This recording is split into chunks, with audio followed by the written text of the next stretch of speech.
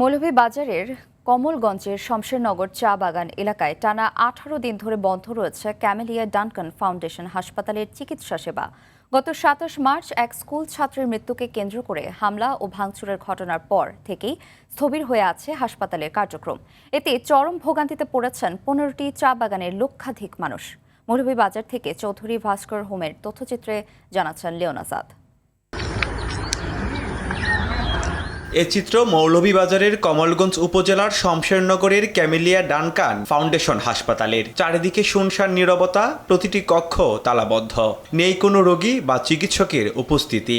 অথচ এখানে ছিলেন সার্বক্ষণিক চিকিৎসক, ছিল অপারেশন থিয়েটার ও বিভিন্ন পরীক্ষার সুবিধা। সম্প্রতি এক স্কুল ছাত্রীর মৃত্যু ঘিরে হামলা ও ভাঙচুর চালানো হয় হাসপাতালটিতে। এরপর থেকেই বন্ধ রয়েছে কার্যক্রম।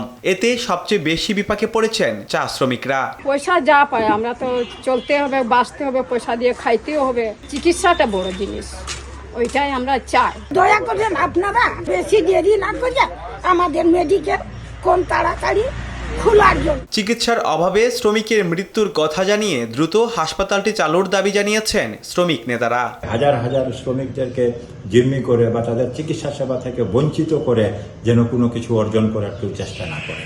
আমরা চাই যে এটা দ্রুত হাসপাতালটা খুলে দেওয়া হোক। মানবিক দিক বিবেচনা করে ক্যামেলিয়া হাসপাতালটা অনতিবিলম্বে চালু করেন। 2-4-5 জনের কারণে যাতে আজকে চা জনগোষ্ঠী, বিশেষ করে চা শ্রমিক, নিরীহ মানুষ, এরা যেন কষ্ট না পায়। এদিকে বাগান কর্তৃপক্ষ বলছে ফাউন্ডেশনের অধীনে পরিচালিত হওয়ায় হাসপাতালটি চালুর সিদ্ধান্ত আসবে বিদেশ থেকে।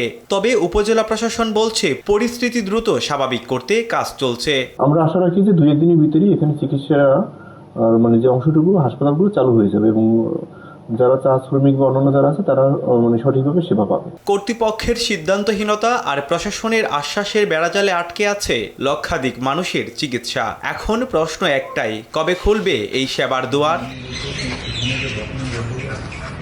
Leone Azad, RTV।